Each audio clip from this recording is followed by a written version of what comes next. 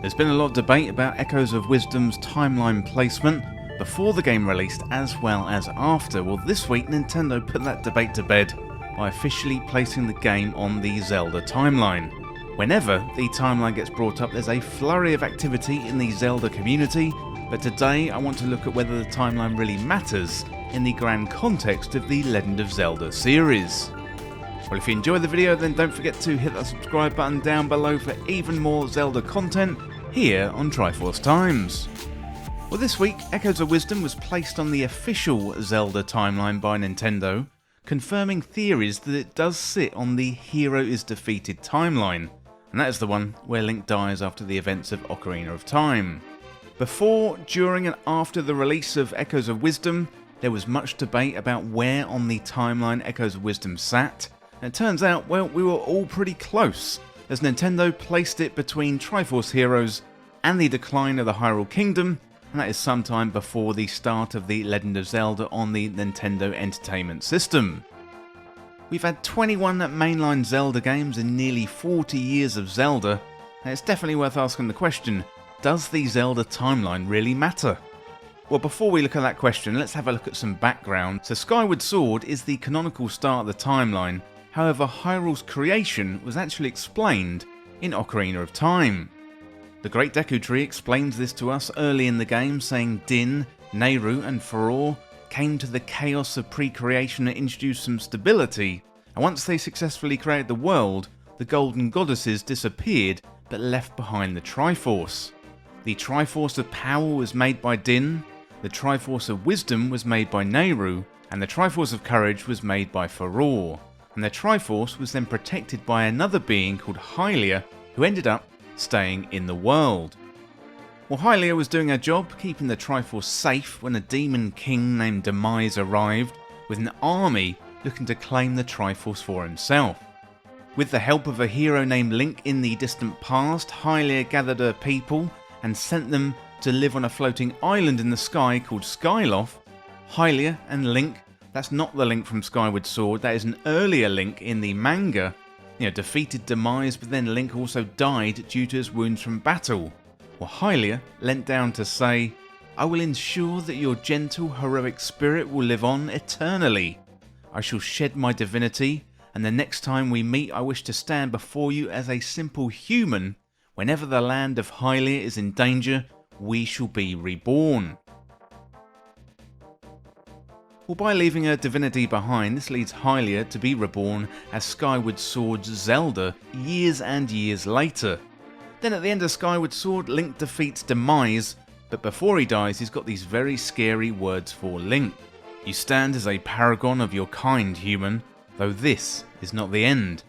My hate never perishes, it is born anew in a cycle with no end. I will rise again.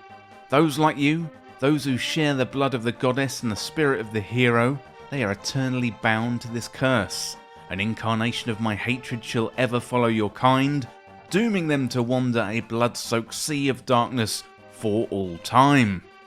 Well, that is fairly chilling, but ultimately it does come true. We've got Princess Zelda with the blood of Goddess Hylia, a champion with the spirit of the original Link, and an enemy motivated by evil, and often that's Ganon, and all three are entwined in battle for eternity. So while small details of Link, Zelda and Ganon can change through the games on the timeline, ultimately their roles stay the same. After the events of Skyward Sword, the people of Skyloft would go back to the surface where they established a royal family to reign over Hyrule. Every royal daughter would be named Zelda. We got a couple of artifacts pointing to this. So in Hyrule Historia it says princesses were repeatedly given the name Zelda, a name that came from the historical legends, and then in the Zelda 2 manual it says, "One prince ordered that every female child born into the royal household should be given the name Zelda." So this ties every Zelda from the past, the present and the future back to the original descended from Hylia herself. So whenever there's a threat to Hyrule, Princess Zelda and her champion Link are there to deal with it.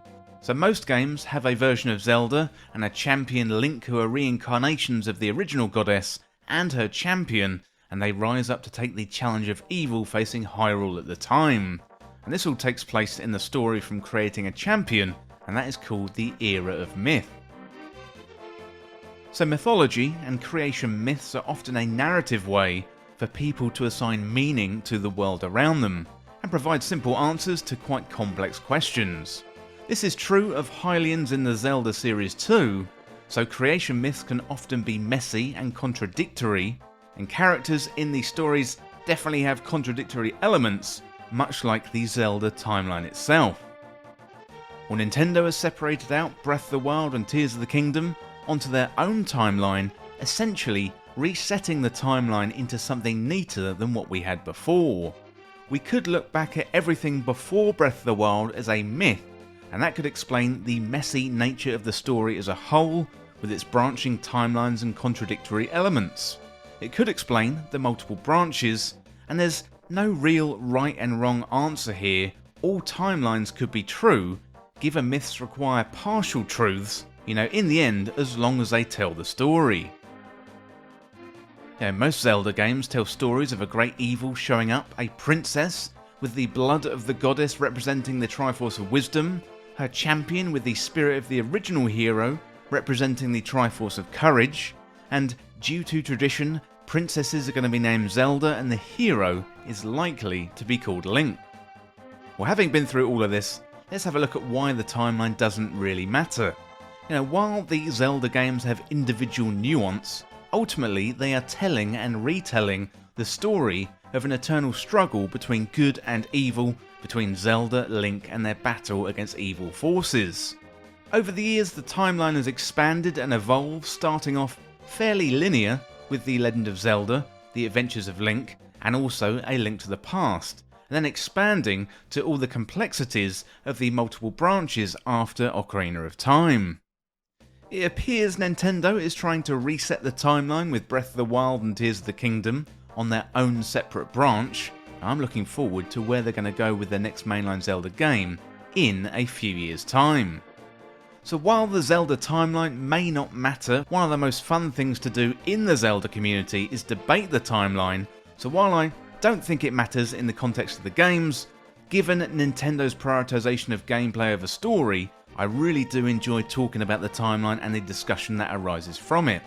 The comments that I get every time I publish a timeline video are absolutely off the chart and could be their own videos with the detail that they contain, so if that's you, on this video or in a past video of mine, I definitely appreciate your effort.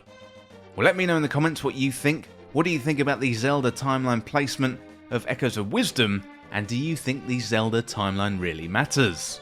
Well, that is it for this video today of why the Zelda timeline doesn't really matter, and as always, thank you so much for watching or for listening.